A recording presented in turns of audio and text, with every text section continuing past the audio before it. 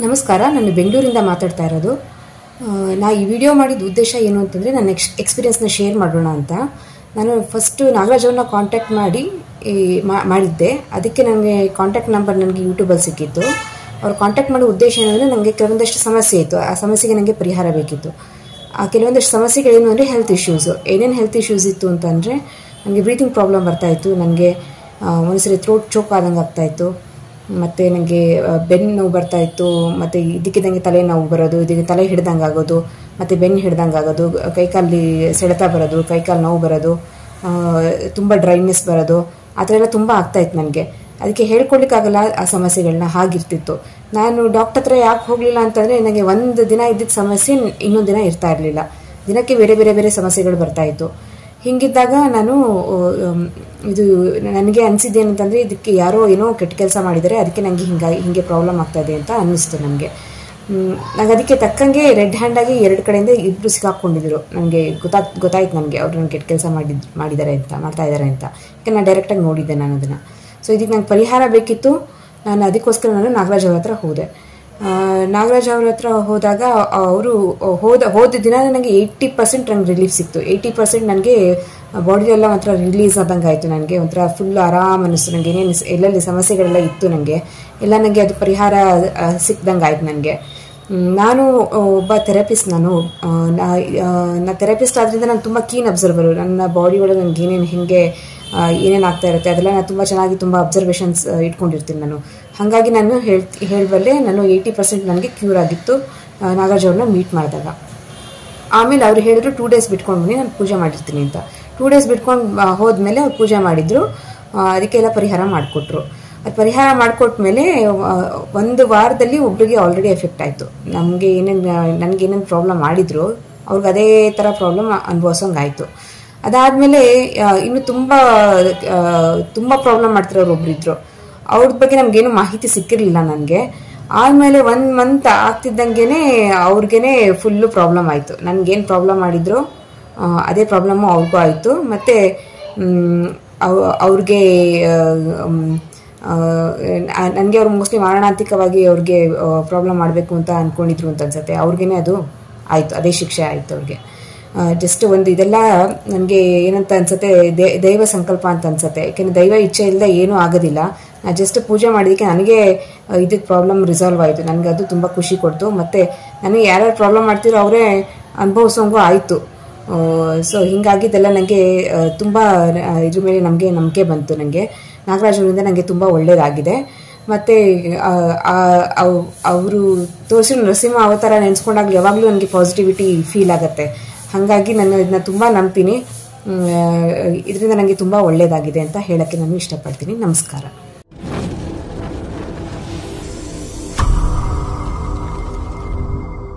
ನಮಸ್ಕಾರ ವೀಕ್ಷಕರೇ.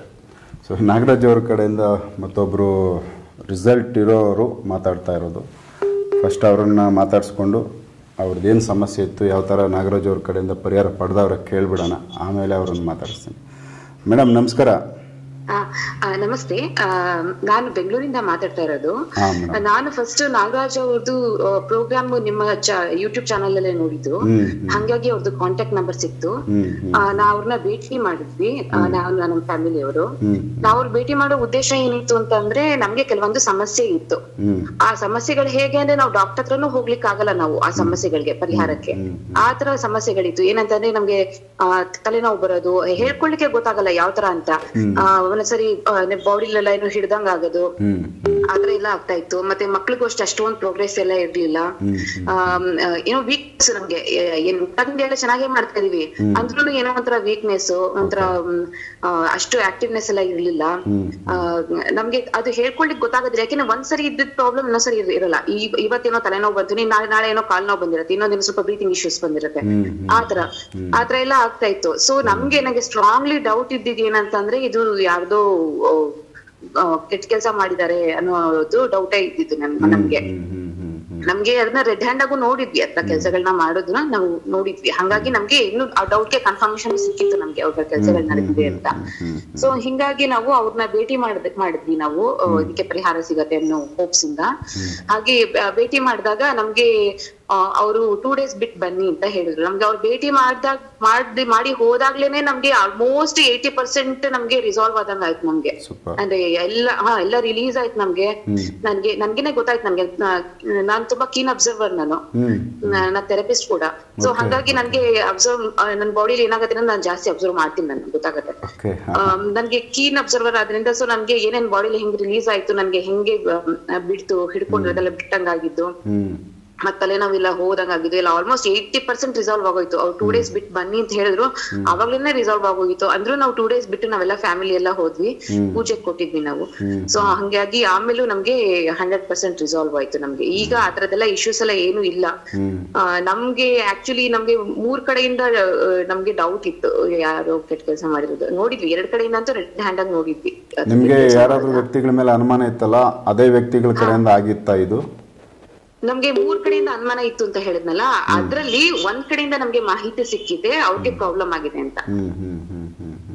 ನಮಗೆ ಕೆಟ್ಟ ಕೆಲಸ ಮಾಡಿದ್ದು. ಯಾವ ತರ ತೊಂದರೆಗಳು ಯಾವ ತರ ಫೇಸ್ ಮಾಡ್ತಾ ಇದ್ರಿ ಮೇಡಮ್?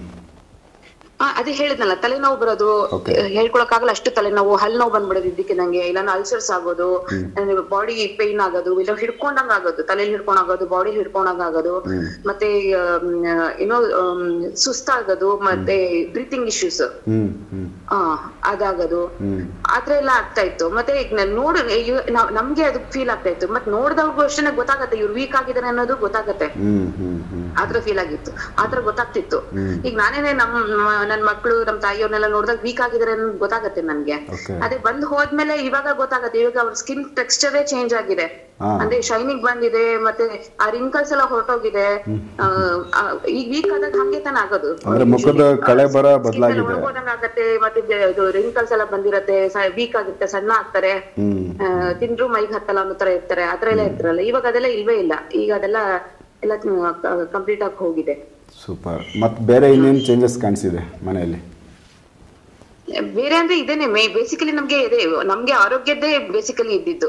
ಅದು ಸದ್ಯಕ್ಕೀಗ ಸಂಪೂರ್ಣವಾಗಿ ಅದು ಕ್ಲಿಯರ್ ಆಯ್ತು, ಆರೋಗ್ಯ ಸಂಪೂರ್ಣವಾಗಿ ಕ್ಲಿಯರ್ ಆಗಿದೆ. ಓಕೆ. ಏನ್ ಅನ್ಸುತ್ತೆ ಮೇಡಮ್, ಈಗ ನಾಗರಾಜ್ ಅವ್ರನ್ನ ನೀವು ನೋಡಿದಾಗ, ನೀವು ಕೂಡ ಒಂದು ಥೆರಪಿಸ್ಟ್ ಅಂತ ಹೇಳಿದ್ರಿ, ನಿಮ್ಗೂ ಕೂಡ ಅಬ್ಸರ್ವೇಷನ್ ಮನುಷ್ಯನ ದೇಹದ ಮೇಲೆ ತುಂಬಾ ಇರುತ್ತೆ. ಸೊ ಇವರಲ್ಲಿರೋ ಶಕ್ತಿ ಮತ್ತೆ ಇವರು ಮಾಡ್ತಾರೋ ಕೆಲಸ, ಇವರಲ್ಲಿ ಏನೋ ಒಂದು ಇದೆ, ಇಲ್ಲ ಏನೋ ಒಂದು ನಡೀತಾ ಐತೆ, ನಿಮ್ಗೆ ಇದ್ರ ಬಗ್ಗೆ ಏನು ಅನುಭವ, ಏನ್ ಅನ್ಸುತ್ತೆ? ಅನುಭವ ಅಂತಂದ್ರೆ ಫಸ್ಟ್ ಟೈಮ್ ಹೋದಾಗ್ಲೇನೆ, ಅವ್ರ ಪೂಜೆ ಕೊಡೋಕಿನ ಮುಂಚೆ ಹೋಗೋದಾಗ್ಲೇನೆ 80% ನನ್ ಗುಣ ಆಗಿತ್ತು. ಸೊ ದಟ್ ಈಸ್ ಸಮಥಿಂಗ್, ಏನೋ ದೈವಿ ಶಕ್ತಿನೇ ನನ್ಗನ್ಸೋದು. ಬಿಕಾಸ್ ನಾವ್ ಹೋದಾಗ್ಲೇ ಗುಣ ಆಯ್ತು. ಆಮೇಲೆ ಅಷ್ಟೇನೆ ಪೂಜೆ ಕೊಟ್ಟಾದ್ಮೇಲೆ ನಮ್ಗೆ 100% ನಮ್ಗೆ ಇದು ರೆಸಲ್ಯೂಷನ್ ಸಿಕ್ತು. ಇವಾಗ್ಲೂ ಅಷ್ಟೇ ಸ್ವಲ್ಪ ಹತ್ರ ಎಲ್ಲ ಅವ್ರ ಬಗ್ಗೆ ಸ್ವಲ್ಪ ನಂಗೆ ಅದೇ ಅದು ನಿಮ್ದು ಇದ್ರಲ್ಲಿ ನೋಡಿದ್ದೆ ನಾ ಚಾನೆಲ್ ಅಲ್ಲಿ, ಅದೇ ನರಸಿಂಹ ಇದ್ರದ್ದು ಆಹ್ವಾನ ಆಗೋದು ಅಂತ ಹೇಳಿ, ಇವಾಗ ಅದನ್ನ ನೆನ್ಸ್ಕೊಂಡ್ರೆ ಎಷ್ಟೋ ರಿಲೀಫ್ ಆಗತ್ ನಮ್ಗೆ. ನರಸಿಂಹ ಅದನ್ನ ನೆನ್ಸ್ಕೊಂಡ್ರೆ ಎಷ್ಟೋ ರಿಲೀಫ್ ಆಗತ್ ನಮ್ಗೆ. ಸೊ ಅದೆಲ್ಲ ಸಮಥಿಂಗ್. ಇದಕ್ಕೆ ನಿಮ್ಗೆ ಫಿಸಿಕಲ್ ಪ್ರೂಫ್ ರಿಸಲ್ಟ್ ಅಂತೂ ಸಿಗತ್ತೆ. ಇದನ್ನೇನು ನಾವು ಫಿಸಿಕಲಿ ಪ್ರೂವ್ ಮಾಡಕ್ ಆಗಲ್ಲ ಯಾವ್ದನ್ನು ಹೋಗಿ. ನೀವು ಬೇರೆಯವ್ರಿಗೆ ಸಜೆಷನ್ ಮಾಡಬಹುದು, ಪ್ರೂಫ್ ಸಿಗತ್ತೆ. ನಾಗರಾಜ್ ಅವ್ರ ಬಗ್ಗೆ ನೀವು ಬೇರೆಯವ್ರಿಗೆ ಸಜೆಷನ್ ಮಾಡಬಹುದು ಈಗ. ಹೌದು. ಸೂಪರ್. ಸೊ ಒಳ್ಳೇದಾಗ್ಲಿ ತಮ್ಗೆ. ಇಷ್ಟೊಂದು ವಿಚಾರ ನೀವು ಮಾತಾಡಿದ್ರಿ. ಮತ್ತೇನಾನ ಇತ್ತಂದ್ರೆ ನೆಕ್ಸ್ಟ್ ನಾನು ನಿಮ್ಮನ್ನ ಸಂಪರ್ಕ ಮಾಡ್ತೀನಿ. Okay, thank you so much. Nagaraj ಅವ್ರಿಗೂ ಧನ್ಯವಾದಗಳು. ನಮಸ್ಕಾರ. ನಮಸ್ತೆ. ನಮಸ್ತೆ. ಹೇಳಿ ನಾಗರಾಜ್ ಅವರೇ, ಏನು ತೊಂದರೆ ಇತ್ತು ಇವ್ರದ್ದು? ಪಾಪ ಅವ್ರ ರಿಲೇಷನ್ ಅವರೇ, ಅವರು ಇದು ಹೇಳ್ಬಾರ್ದು, ಹಿಂಗೆ ಅವ್ರ ಮನೇಲಿ ಇರೋರೆ ಇವ್ರನ್ನ ಬೇರೆ ಥರ ನೋಡೋದು, ಅವರು ಮಂತ್ರ ಹಾಕೋದು, ಮಲಗಿರೋ ಟೈಮಲ್ಲಿ ಮಂತ್ರ ಹಾಕೋದು, ಅವರೆಲ್ಲ ಹೋಗಿ ಏನೋ ಕಲ್ತ್ಕೊಂಡು ಮನೇಲಿರೋರು ಮಂತ್ರ ಹಾಕೋದು, ಅದು ಇದು ಮಾಡೋದು. ಇವ್ರ ಕೆಲಸ ಕಾರ್ಯನೇ ಏನು ನಡೀಬಾರ್ದು. ಅವ್ರು ಹೇಳ್ದಂಗೆ ಇವ್ರು ಕೇಳ್ಕೊಂಡು ಮನೇಲಿ ಇರ್ಬೇಕು. ಇಬ್ರು ಗಂಡು ಮಕ್ಳಿಗಿದ್ದಾರೆ. ಅವರು ಗಂಡು ಮಕ್ಳಿಗೂ ಅಷ್ಟೇ ಮೈಂಡೇ ಒಂಥರ, ಹುಡುಗರು ಇದ್ದಾರೆ, ಏನೋ ಅಷ್ಟು ಆಕ್ಟಿವಿಟಿ ಇಲ್ಲ, ಒಂಥರ ಏನೋ ಒಂಥರ ಇದ್ದಾರೆ, ಡಲ್ ಇರೋ ಥರ, ಫುಲ್ ಡಲ್ ಅಂದ್ರೆ ಡಲ್. ಆಮೇಲೆ ನಾನು ಹೇಳ್ದೆ ಈ ಥರ ಮನೆಗೆಲ್ಲ ಇದಾಗಿದ್ದಲ್ಲ, ಹೌದು ಸಮ ಕರೆಕ್ಟ್ ಅವನು. ಆಮೇಲೆ ಬಂದು ಹೋದ್ಮೇಲೆ ಅವೆಲ್ಲ ಅವ್ರ ಮಕ್ಳಿಗೆಲ್ಲ ತಾಯ್ತಲ್ಲ, ಇವ್ರಿಗೂ ತಾಯ್ತಕ್ಕ, ಅವ್ರ ತಾಯಿಗೆಲ್ಲ ತಾಯ್ತಕ್ಕಲ್ಲ. ಆದ್ಮೇಲೆ ನಾನು ತುಂಬ ದಿವಸ ಆಯ್ತು ಮಾತಾಡ್ತೀನಿ ಅಮ್ಮನ್ನ. ನಾನು ಬರೋ ಟೈಮಲ್ಲಿ ಈ ಥರ ಸರ್ ಮಾತಾಡ್ತೀನಿ, ಒಂದೇ ಮಾತು ಮಾತಾಡ್ತೀನಿ ಸರ್ ನಾನು. ಕೆಲವ್ರಿಗೆ ಸರ ಮಾತಾಡ್ಬೋದಾ ಹಂಗೆ ಅಂತ ಹೇಳ್ತಾರೆ. ಕೆಲವರು ಕೆಲಸ ಆದ್ರೂ ನಮಗೆ ರಿಸಲ್ಟ್ ಕೊಟ್ಟಿದ್ರು ಮಾತಾಡೋಕ್ಕೆ ಹಿಂದೆ ಮುಂದೆ ನೋಡ್ತಾರೆ. ಹೌದು. ಸೊ ಇವ್ರು ಧೈರ್ಯವಾಗಿ ಮಾತಾಡಿದ್ದಾರೆ. ಸೊ ಇದು ಬ್ಲ್ಯಾಕ್ ಮ್ಯಾಜಿಕ್ ಸಮಸ್ಯೆ, ಆರೋಗ್ಯಕ್ಕೆ ಸಂಬಂಧಪಟ್ಟಂತೆ ಅವ್ರಿಗೆ ಎಫೆಕ್ಟ್ ಮಾಡಿದ್ರು. ಸೊ ಅದನ್ನ ಈಗ ಸೊ ಕ್ಲಿಯರ್, ಬ್ಲ್ಯಾಕ್ ಕ್ಲಿಯರ್ ಆಗಿದ ಕೂಡಲೇ ಹೇಳ್ತಾರೋ ಆಟೋಮೆಟಿಕ್. So okay. ಸೊ ವೀಕ್ಷಕರೇ, ಸಮಸ್ಯೆಗಳು ಆರೋಗ್ಯಕ್ಕೆ ಸಂಬಂಧಪಟ್ಟಂತೆ ಆಗ್ಬೋದು, ಬೇರೆನೂ ನಡೀತವೆ. ಇದು ತೊಂದರೆ ಬೇಕಂತ ಸಂಬಂಧಿಕರಲ್ಲಿ ಯಾರೋ ಮಾಡಿದ್ದು, ಹಾಗಾಗಿ ಅದನ್ನು ನಾಗರಾಜ್ ಅವರು ಅವ್ರಿಗೆ ಗೊತ್ತಿರೋ ವಿದ್ಯೆಯಲ್ಲಿ ಕ್ಲಿಯರ್ ಮಾಡಿಕೊಟ್ಟವ್ರೆ. ಅವರು ಥೆರಪಿಸ್ಟು, ಸುಮಾರು ಅವ್ರಿಗೂ ಕೂಡ ಇದ್ರ ಬಗ್ಗೆ ತುಂಬ ಜ್ಞಾನ ಇರುತ್ತೆ. ಅಷ್ಟು ಈಸಿಯಾಗಿ ಇವುಗಳನ್ನ ಒಪ್ಪಲ್ಲ ಅವರು. ಥೆರಪಿಸ್ಟ್ಗಳಿಗೆ ಅದು ಬೇರೆಯೇ ಒಂದು ಪ್ರೋಸೆಸ್ಸು, ಸೈಂಟಿಫಿಕ್ ಆಗಿಯೂ ಇಲ್ಲ ಬೇರೆ ಒಂದು ಆಸ್ಪತ್ರೆ ಲೈನ್ಗಳಲ್ಲೋ ಬೇರೆ ಲೈನ್ಗಳಲ್ಲಿ ಅವ್ರು ಚೆಕ್ ಮಾಡ್ಕೋತಾರೆ. ಆ ಒಂದು ದಾರಿಯಲ್ಲಿ ಎಲ್ಲ ಫೇಲ್ಯೂರ್ ಆಗಿ ಸೊ ಅಲ್ಲಿ ರಿಸಲ್ಟ್ ಸಿಗದೆ ಇದ್ದಾಗ ಇದೇನೋ ಬೇರೆ ಇದೆ ಅಂತ ಅವ್ರಿಗೆ ಒಂದು ಕ್ಲಾರಿಟಿ ಸಿಕ್ಕಿ ಆದಮೇಲೆ ನಾಗರಾಜ್ ಅವ್ರನ್ನ ಸಂಪರ್ಕ ಮಾಡಿ ಇವ್ರ ಕಡೆಯಿಂದ ಕ್ಲಿಯರ್ ಆದಮೇಲೆ ಕನ್ಫರ್ಮ್ ಆಗೈತೆ ಇದು ಯಾವುದೋ ಒಂದು ಬ್ಲ್ಯಾಕ್ ಮ್ಯಾಜಿಕ್ಕು ಅಂತ. ಸೊ ಇದು ಡೈರೆಕ್ಟ್ ಟು ಡೈರೆಕ್ಟ್ ನಿಮ್ಮ ಮುಂದೆ ತೋರಿಸಿದ್ದೀವಿ ನಾವು. ನೆಕ್ಸ್ಟ್ ಇನ್ನು ಬೇರೆ ವಿಚಾರಗಳನ್ನ ನಾಗರಾಜ್ ಅವ್ರ ಜೊತೆ ಮಾತಾಡ್ತಾ ಹೋಗ್ತೀನಿ, ಎಪಿಸೋಡ್ಗಳು ನೋಡ್ತಾ ಹೋಗಿ. ನಮಸ್ಕಾರ.